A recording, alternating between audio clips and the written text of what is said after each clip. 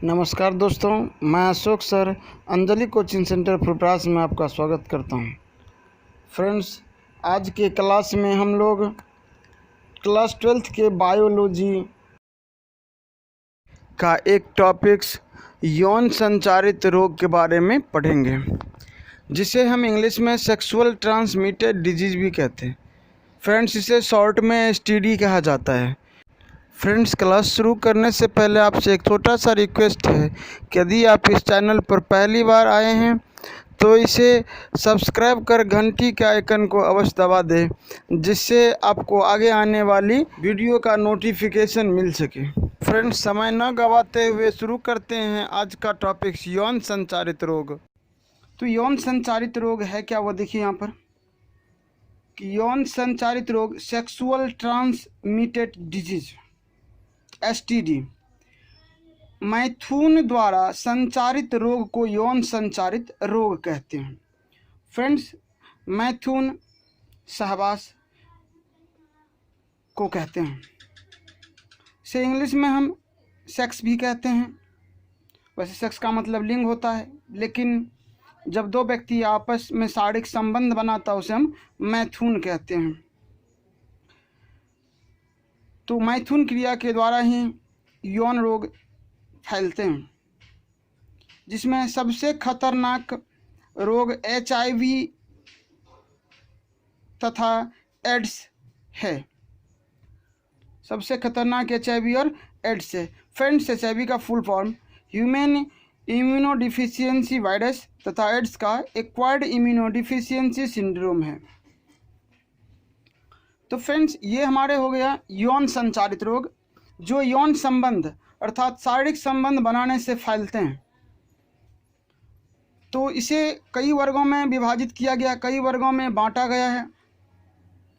तो यौन संचारित रोग को निम्नलिखित वर्गों में बांटा गया है। इसमें आता है पहला ईस्ट जनित रोग। पहला हमारा है ईस्ट जनित रोग। यह रोग कैंडिडा एल्बिकिस नामक ईस्ट के संक्रमण से होता है। कैंडिडा एल्बिकिस। फ्रेंड्स, याद रखना होगा आपको कि किस ईस्ट के संक्रमण से यौन संचारित रोग होता है, तो नाम होगा कैंडिडा एल्बिकिस। इस रोग में पुरुषों के शिश्न के शिखर भाग अर्थात शिश्न के अग्रभाग में, जिसे हम शिश्न मुंड कहते हैं, आगे जो होती है वह शिश्न मुंड कहलाता है, तथा स्त्रियों के बाह्य जननांगों में खुजली होती है। सर, इसमें क्या होता है कि जनन अंगों में खुजलियां होने लगती है। जब ईस्ट के कारण ये रोग फैलता है तो जनन अंगों में खुजलियां होती है। दूसरा है प्रोटोजोआ जनित रोग। ट्रैकोमोनास वैजिनैलिस द्वारा स्त्रियों के मूत्र जनन नलिकाओं में संक्रमण के कारण योनि से स्राव होता है। फ्रेंड्स, जब ये प्रोटोजोआ ट्रैकोमोनास वैजिनैलिस, ये प्रोटोजोआ का नाम है, जब इसके कारण संक्रमण होता है तो मूत्र जनन नलिका से स्राव प्रारंभ हो जाती है। फ्रेंड्स, अगला है गोनोरिया। बैक्टीरिया निसेरिया गोनोरी के कारण पुरुष की मूत्र नली तथा स्त्रियों में गर्भाशय की ग्रीवा संक्रमित होती है। इस लैंगिक रोग को गोनोरिया कहते हैं। इस लैंगिक रोग को गोनोरिया कहते हैं।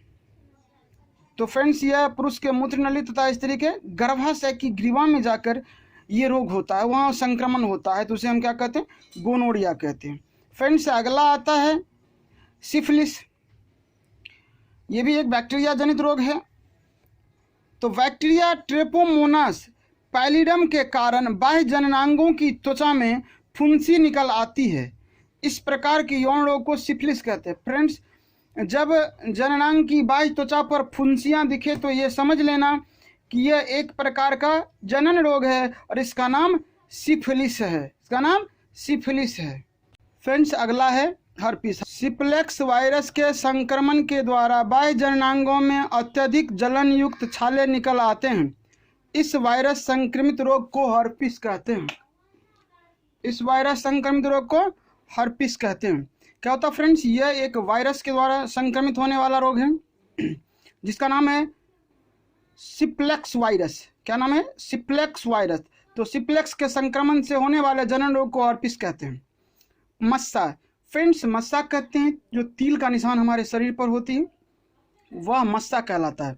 परंतु ध्यान रखना फ्रेंड्स कि सारे मस्साएं जनन रोग के कारण उत्पन्न नहीं होती है, कुछ जन्मजात मस्साएं भी हमारे शरीर पर होती है। तो मस्सा के बारे में ह्यूमन पैपिलोमा वायरस के संक्रमण से योनि, वल्वा, शिश्न या गुदा द्वार में मस्सा निकल आते हैं।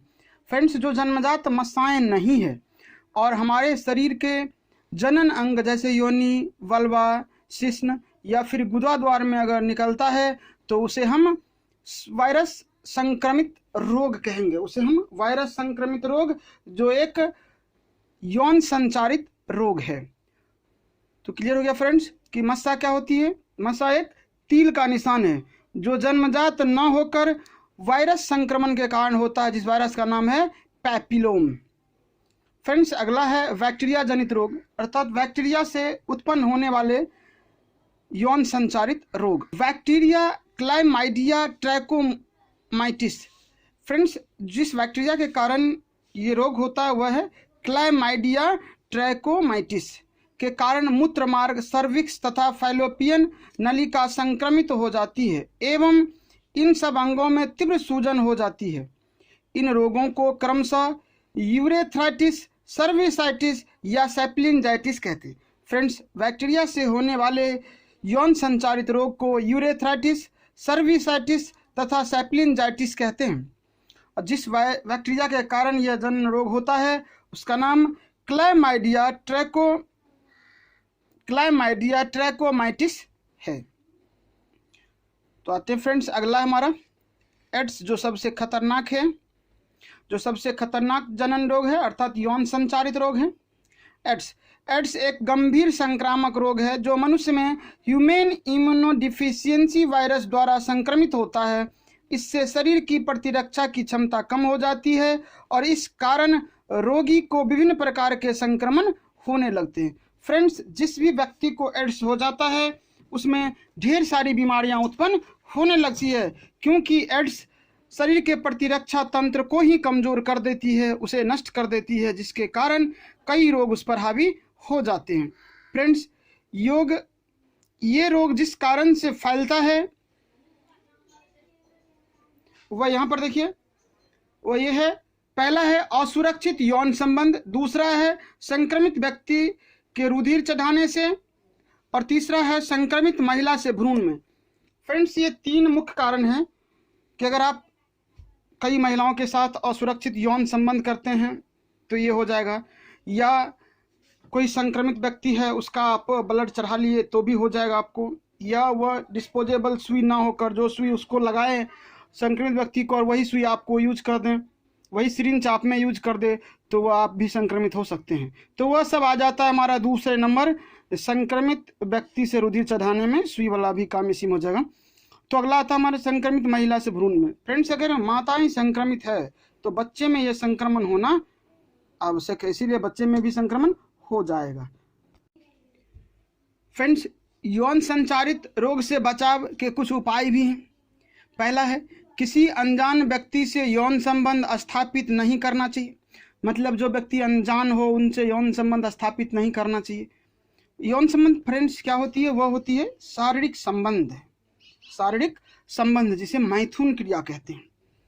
नीचे दिया गया, बहुत से व्यक्तियों से यौन संबंध नहीं रखना चाहिए, मतलब मैथुन क्रिया अधिक व्यक्तियों के साथ नहीं करना चाहिए। अगला है, मैथुन के समय कंडोम का इस्तेमाल करना चाहिए। फ्रेंड्स, अगर कंडोम का प्रयोग करेंगे तो जो वह बैक्टीरिया है, जो वायरस है HIV, वह प्रवेश नहीं करेगा, ना तो पुरुष से महिला में और ना ही महिला से पुरुष में।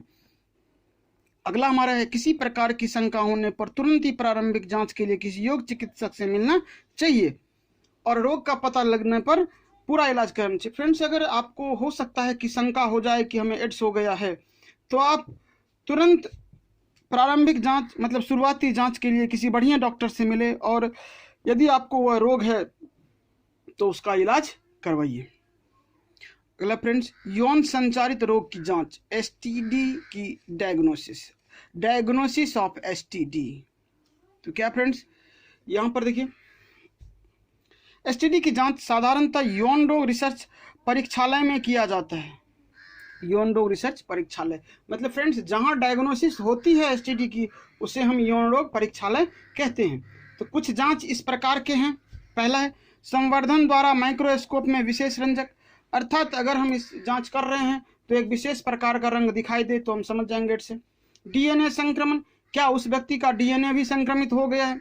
पॉलीमेरेज चेन प्रक्रिया, पीसीआर भी एक जांच है, उसका पीसीआर की जांच करेंगे कि ज्यादा वह तो पॉलीमेरेज चेन में क्या है कि चेन बड़ा है या चेन छोटा है, चेन विखंडित तो नहीं हुआ है। चेन मतलब श्रृंखला, वह श्रृंखला विखंडित है या श्रृंखला सही सलामत है। अगर विखंडित है या उसमें कुछ अनियमितताएं हैं तो तब भी वह शंका है कि एड्स है। एक है विशेष प्रकार के एंटीजन या एंटीबॉडी की इलीसा या किसी अन्य विधि द्वारा जांच। फ्रेंड्स, शरीर के एंटीबॉडी और एंटीजन की इलीसा या कोई और तरीका द्वारा भी जांच किया जा सकता है। तो ये हो गया फ्रेंड्स हमारे यौन संचारित रोग की जांच और एड्स फैलने के कारण रोकने के उपाय। फ्रेंड्स, अब आती है वंध्यता, इनफर्टिलिटी। फ्रेंड्स, क्या होती है ये इनफर्टिलिटी? कि कई महिलाएं ऐसे होती है जिसको बच्चा नहीं होता, चाहे वो बच्चा महिला में गड़बड़ी के कारण हो या पुरुष में नहीं होती है, तो उसे हम बांझ कहते हैं। और बांझ, परंतु वो बांझ शब्द हमारे लोकल भाषा के लिए, फ्रेंड्स उसे हम वंध्यता कहते हैं। हमारे हिंदी में बायोलॉजिकल भाषा में उसे हम वंध्यता कहते हैं।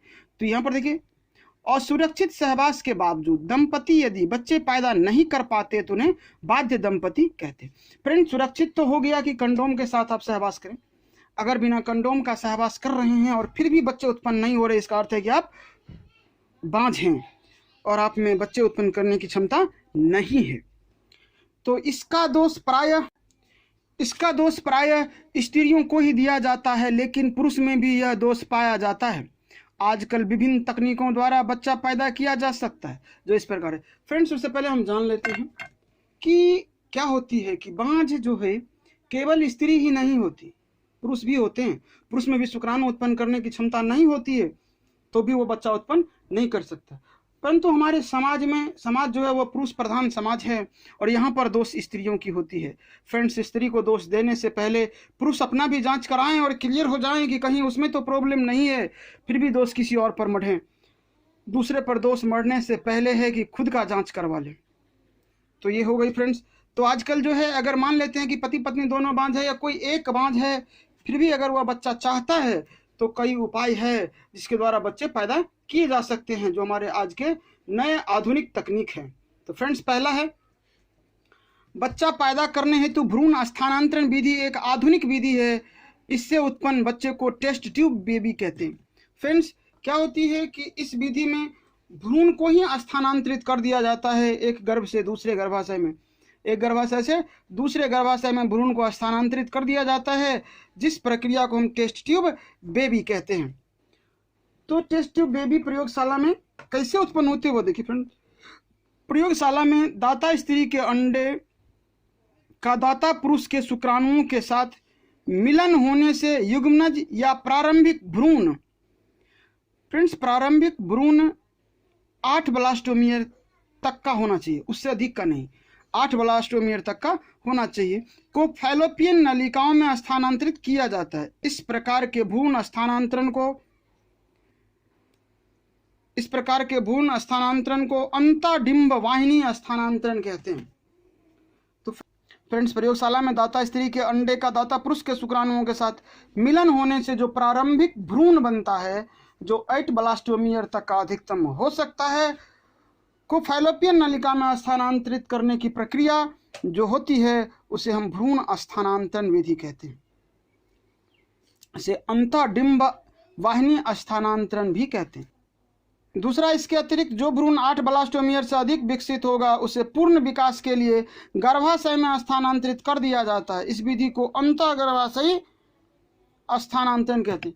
फ्रेंड्स, जो भी भ्रूण 8 ब्लास्टोमियर तक होती है उसे तो हम डिंब वाहिनी स्थानांतरण कहते हैं, परंतु अगर उससे अधिक का है तो उसे डायरेक्ट गर्भाशय में स्थानांतरित किया जाता है, ना कि फैलोपियन में।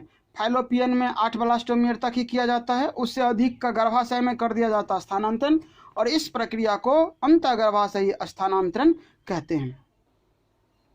अगला आता है फ्रेंड्स, कुछ स्त्रियों में अंडाणु उत्पन्न करने की क्षमता नहीं होती है, परंतु वह निषेचन एवं भ्रूण के परिवर्धन के लिए उपयुक्त वातावरण प्रदान कर सकती है। फ्रेंड्स, क्या होती है कि मान लेते हैं कि स्त्री में ओवरी ना हो, ओवरी हो ही नहीं, और ओवरी है फिर भी वह अंडाणु उत्पन्न नहीं कर सकती है, परंतु उसमें शुक्राणुओं के निषेचन के लिए उपयुक्त वातावरण उपलब्ध हो, बच्चे विकसित हो, अर्थात बच्चादानी उसमें उपलब्ध हो, उसमें बच्चा विकसित हो सके।